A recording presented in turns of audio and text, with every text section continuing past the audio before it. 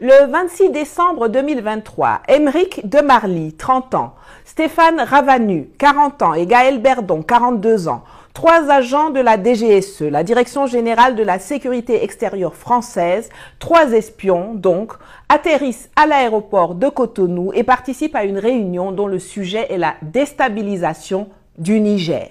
Les espions français rejoignent ainsi en terre du Dahomey leurs nombreux compatriotes militaires et mercenaires qui s'y sont déployés en catimini mais avec la bénédiction de Patrice Talon depuis l'éviction définitive de l'armée d'occupation française du Mali en août 2022, du Burkina en février 2023 et surtout du Niger en décembre 2023. Le décor est posé, les assassins sont dans la place. Bonjour, je m'appelle Nathalie Yamb, la dame de Sochi et la chevalière de Niamey. Et dans cette vidéo que je fais depuis Niamey, où je séjourne actuellement, je vais vous expliquer les coulisses et les enjeux du bras de fer politico-diplomatique auquel on a assisté ces 2 dernières semaines entre le Bénin et le Niger au sujet du pipeline pétrolier. Mais je vais surtout vous démontrer comment, à l'heure où je vous parle et malgré son rétropédalage apparent dans le dossier du pipeline, Patrice Talon continue de préparer activement la guerre de la France contre le Niger. Prenez votre jus de bissap ou votre tasse de thé, asseyez-vous, on démarre.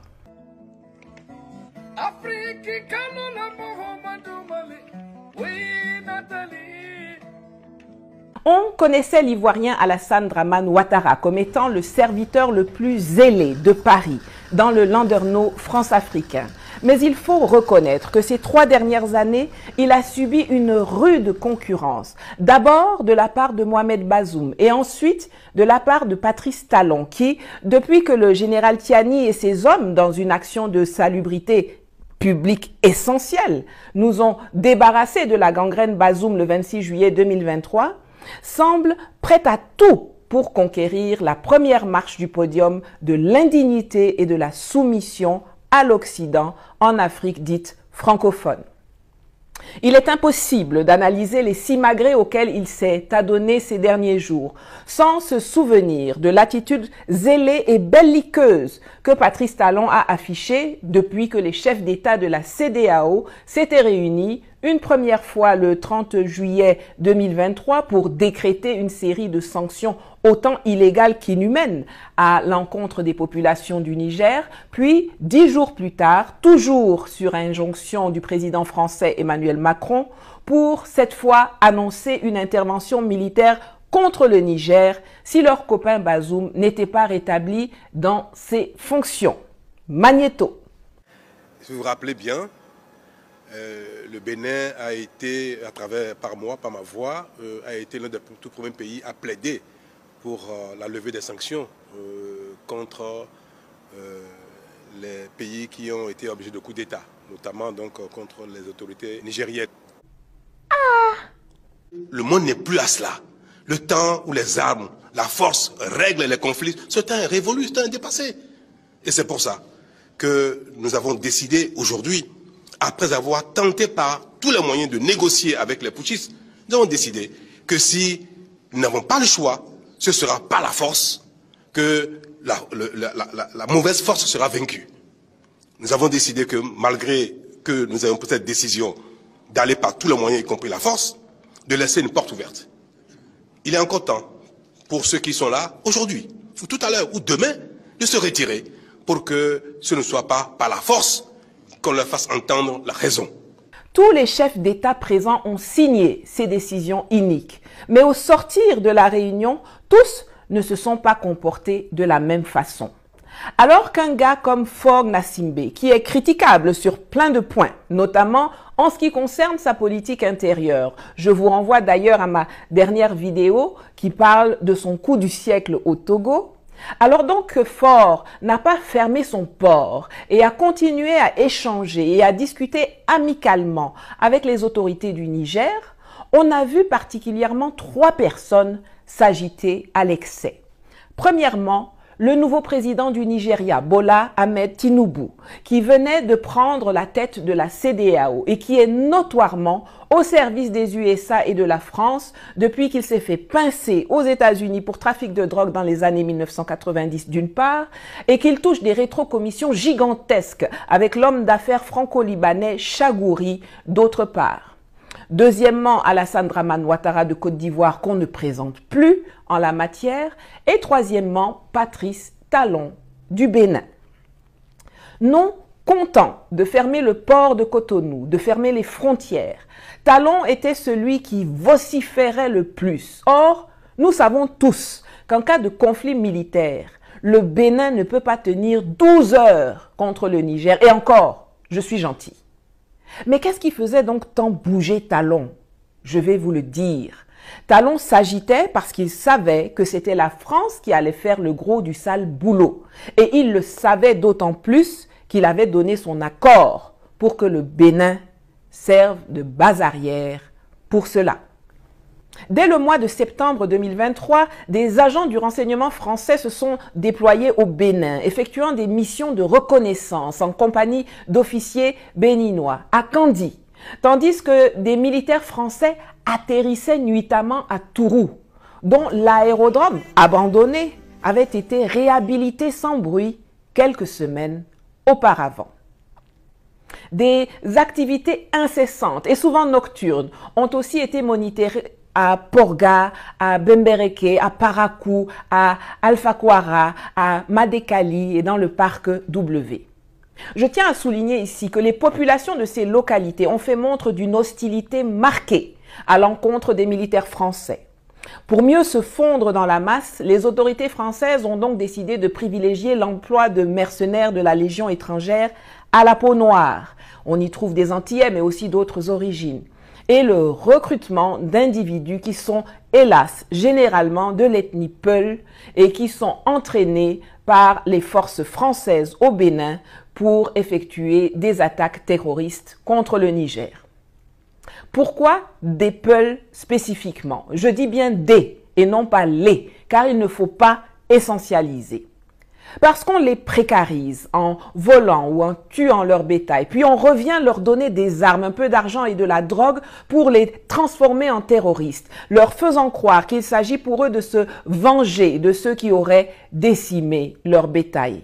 Un vrai cercle vicieux de manipulation et d'intox, car ce sont les mêmes marionnettistes en coulisses qui font cela, qui parlent ensuite en public de massacres de civils et de génocide contre les Peuls quand les armées de l'AES neutralisent les terroristes.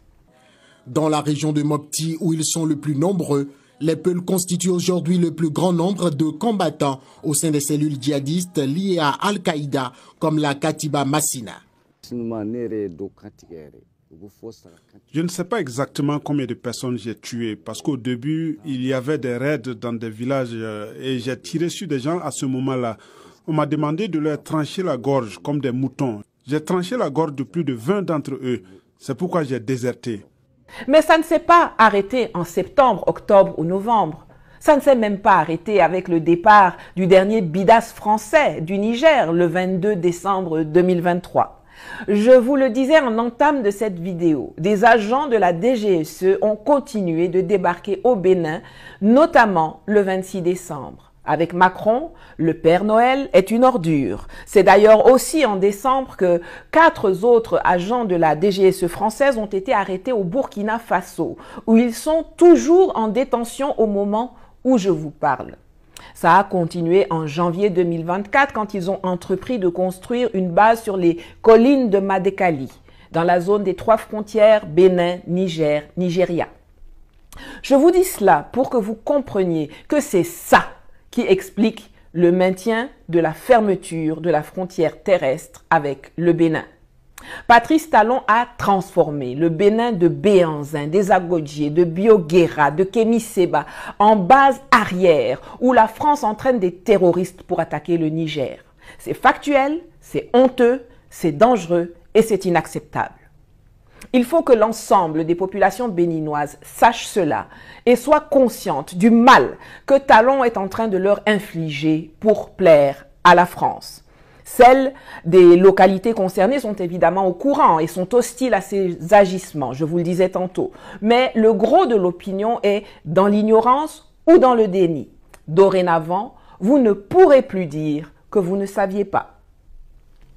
80% des activités du port de Cotonou étaient constituées des opérations en direction ou en provenance du Niger. En appliquant l'embargo insensé voulu par Macron à travers la CEDEAO, Talon s'est tiré une balle dans le pied gauche en portant un coup sévère à l'économie béninoise. Le commerce, le transit, le transport, les droits de douane, tout a été impacté négativement. Plus d'activité, plus d'argent. La vie a commencé à devenir difficile pour les populations du Bénin. Mais larbin qu'il est, Talon n'a pas osé ou n'a peut-être même pas pensé à demander des compensations aux cocaïnomanes de l'Élysée. Tout le trafic s'est déporté ailleurs et le Niger s'approvisionne via le Togo, le Nigeria, le Cameroun, etc. Bien sûr, les populations du Niger ont payé le prix fort dans les premiers temps, car c'est l'électricité, les transactions financières, la nourriture, les médicaments, les produits de première nécessité qui étaient illégalement sous embargo. Des centaines de Nigériennes et de Nigériens sont morts à cause de cela, et il faudra nécessairement que des actions en justice soient engagées par l'État du Niger, mais aussi par les familles des victimes, contre les chefs d'État criminels de la CEDEAO qui ont organisé cela. Mais les Béninois sont indubitablement les victimes collatérales de la fourberie et de la servilité idiote de Talon. Non content de cela, Talon remet une couche le 7 mai lorsque le Bénin fait savoir qu'il interdit, encore une fois tout à fait illégalement, l'enlèvement du brut nigérien qui transite par son territoire pour être chargé par les Chinois au terminal de Sémé, tant que le Niger ne rouvre pas sa frontière terrestre avec lui. Or, la question du pétrole et la question de la frontière sont deux problèmes complètement différents. La question de la frontière est gérée par les événements et les considérations que je viens d'exposer dans la première partie de cette vidéo. La question du pétrole, elle, est gérée par le contrat qui lie les parties. Qu'est-ce qui est prévu dans les accords liés au pétrole? La réponse est simple. L'article 3.3 de l'accord bilatéral entre la République du Niger et la République du Bénin relatif à la construction et à l'exploitation d'un système de transport des hydrocarbures par pipeline signé le 23 janvier 2019 dit que, je cite, « Dans l'exercice de son droit de réglementation des opérations de transport effectuées sur le système de transport béninois, la République du Bénin s'engage à prendre toute mesure de nature à faciliter le transit et à s'abstenir de prendre unilatéralement et dans tous les cas, sans l'accord préalable de la République du Niger, toute mesure de nature à restreindre ou à entraver le transit sur son territoire des hydrocarbures en provenance de la République du Niger à travers le système de transport. » Fin de citation. Ceux qui pensent que les Chinois vont souffler dans les branches des Nigériens pour les contraindre à ouvrir leurs frontières méconnaissent complètement le droit, les relations internationales et la doctrine de l'État chinois. Que les trois parties s'assoient pour discuter, c'est normal puisqu'il y a un contrat qui les lie. Mais lors de ces discussions, la seule chose qui sera débattue, c'est le contrat et pas les élucubrations que Talon construit seul là-bas dans sa tête. La première question qui sera étudiée, c'est de savoir si la fermeture de la frontière terrestre a une conséquence sur les accords. Est-ce que le fait que l'un des deux pays décide de fermer sa frontière terrestre autorise l'autre à bloquer le passage et le chargement du brut? Qui respecte et qui viole les accords? Les réponses sont claires, nettes et sans embâge. Non. La fermeture de la frontière terrestre à Malanville n'a aucune conséquence sur les accords, le pétrole ne passant pas par là. Non, le fait pour le Niger de fermer sa frontière terrestre n'autorise pas le Bénin à bloquer le transit du brut. L'article 3.3 est sans appel. Le Niger respecte et le Bénin viole le contrat. Vous montez, vous descendez, Talon à tort sur toute la ligne, fin du game. Je ne veux pas m'étendre sur le spectacle de contorsion inesthétique et ma foi profondément ridicule que le président béninois nous a présenté ces 10 derniers jours. Ça a fait les gros titres et chacun a pu voir le match de ping-pong politico-diplomatique qui s'est déroulé sous nos yeux. Je vous rappelle juste l'essentiel. Talon a annoncé qu'il interdisait le chargement du brut jusqu'à ce que les Nigériens ouvrent la frontière. Le gouvernement nigérien a fait savoir qu'il ne cédera à aucun chantage et a réitéré le problème de sécurité que Patrice Talon pose pour le Niger. Talon, qui 3 jours plus tôt désignait la fermeture de la frontière de Malanville comme responsable de la cherté et de la vie au Bénin, suspend totalement l'exportation de céréales. C'est lui qui dorénavant ferme ses frontières au monde entier en ce qui concerne le maïs, le riz, le mil, etc. produits au Bénin. Le Niger, quant à lui, se référant à un accord bilatéral entre lui et le Togo, a fait savoir que seuls les véhicules immatriculés au Togo et au Niger étaient autorisés à transporter les marchandises à destination du Niger arrivant sur le territoire togolais. En cas de demande accrue, ce sont exclusivement les transporteurs du Mali, du Burkina et du Ghana qui pourront exceptionnellement participer à l'enlèvement du dit fret. Exit donc les camions béninois dont beaucoup chuchotent qu'ils appartiennent à Talon. Et une semaine après avoir fanfaronné que, je cite, « les États n'échangent pas entre eux via les prestataires privés », faisant référence aux entreprises chinoises partenaires, c'est bien en présence du représentant de la société chinoise CNPC que le gouvernement Talon a piteusement autorisé le chargement du brut nigérien par les navires chinois à Semekpoji. Comme un fou, Talon, lui seul, saute, il joue du tam-tam, il chante, il danse et puis il s'applaudit lui-même pendant que les personnes adultes le regardent s'agiter. Qu'est-ce qui explique une telle déroute? Il faut dire que l'interdiction d'enlèvement édictée illégalement par Talon ne causait aucun préjudice au Niger, mais atteignait plutôt 2 cibles collatérales, la Chine et le peuple béninois. Je vous explique. La Chine a déjà versé au Niger la somme de 400 millions de dollars comme avance d'1 an sur le pétrole qui circule dans l'oléoduc. L'argent a été encaissé par le Niger, c'est-à-dire que tout le pétrole qui transite dans le pipeline jusqu'à la plateforme de chargement de Semekpoji est déjà payé par les Chinois jusqu'en juin 2025.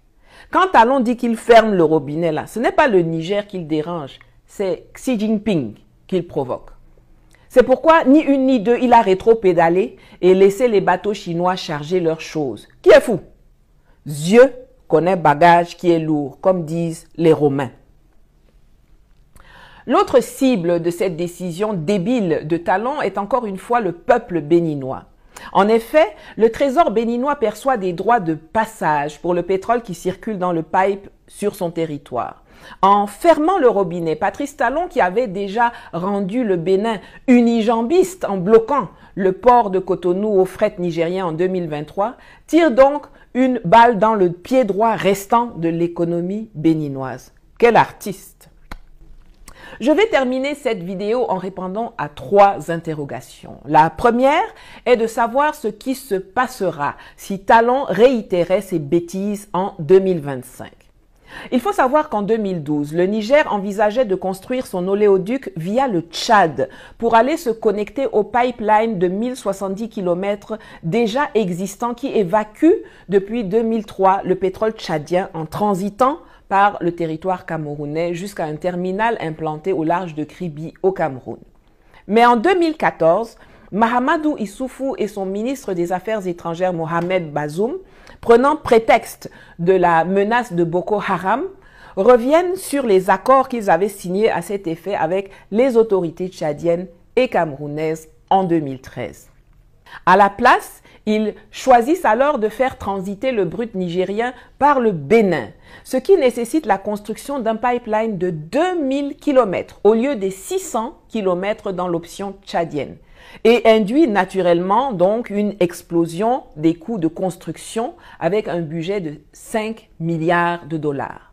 Et c'est ainsi que la société chinoise China National Oil and Gas Exploration and Development Company, Limited, à travers sa filiale, la China National Petroleum Corporation, la CNPC, a réalisé et exploite l'oléoduc que Talon veut utiliser pour faire chanter le Niger. Dans le pire des cas, non seulement la Chine peut revenir au projet originel avec les autorités du Niger et construire un pipeline pour connecter le bloc d'Agadem au pipeline Tchad-Cameroun, mais également suspendre les financements chinois à l'État béninois et la traire devant les juridictions internationales. Ah, Patrice, quand on t'envoie, il faut savoir t'envoyer haut, comme disent les Grecs. Parlant du Tchad, la deuxième question, c'est pourquoi le Niger a gardé ouverte sa frontière avec le Tchad, alors qu'au moins 5 ou 6 bases militaires françaises bien officielles et non clandestines, comme au Bénin, s'y trouvent depuis des décennies. Eh bien, c'est tout simplement parce qu'entre les deux États règnent des relations de confiance et d'objectivité. Chaque fois que le puissant renseignement nigérien a eu des informations sur des activités suspectes et déstabilisatrices des forces françaises au Tchad à l'encontre du Niger, les autorités tchadiennes sont intervenues promptement pour rappeler à l'ordre les Français et siffler la fin de la récréation. D'ailleurs, au moment où les troupes françaises étaient chassées du Niger l'an dernier, je vous annonçais que les prochaines à devoir déguerpir seraient probablement celles stationnées au Tchad. Après la victoire sans surprise de l'ex-protégé de Paris, Mahamat Déby Itno, à l'élection présidentielle du 6 mai, qui passe maintenant du stade de putschiste halal à celui de président élu, vous n'avez pas dit que vous aimez les élections? Je suis quasiment certaine qu'il va dégager les troupes françaises comme il a éjecté les 75 soldats de l'armée américaine présents sur la base aérienne française quelques jours avant l'élection. D'ailleurs, est-ce que vous êtes intéressé à ce que je vous fasse une petite mise à jour sur le Tchad? Parce que ça a bougé là-bas et il faut vraiment s'accrocher pour comprendre qui est qui et qui roule pour qui dorénavant. Si oui, dites-le moi en commentaire. Pour terminer, la troisième question qui se pose est de savoir ce qui pourrait détendre les relations entre les deux pays. Je ne vais pas vous cacher que tant que Talon sera à la tête du Bénin, ça sera difficile. La confiance est rompue et malgré les dénégations mensongères enfantines qu'il fait avec sa bouche en pointe, Patrice Talon ne s'est jamais départi de sa logique de permettre à la France de faire une guerre militaire contre le Niger à partir de son territoire. Peut-être que s'il venait à Niamey demander pardon à genoux sur les tessons de bouteilles, cela pourrait décanter les choses, mais je n'en suis même pas certaine. Seul le démantèlement des bases clandestines françaises peut permettre un début de discussion. Car dans le contexte actuel, le Niger n'a aucun autre choix que de s'organiser pour se défendre. Lorsque la CEDEAO a pris les sanctions iniques contre le Niger, c'était pour pousser le peuple à se révolter contre les nouvelles autorités militaires. Hélas, pour eux, et bien heureusement pour nous, les Nigériens ont fait corps avec le général Tiani, le CNSP et le gouvernement du Premier ministre Ali Mohamed Lamine Zein.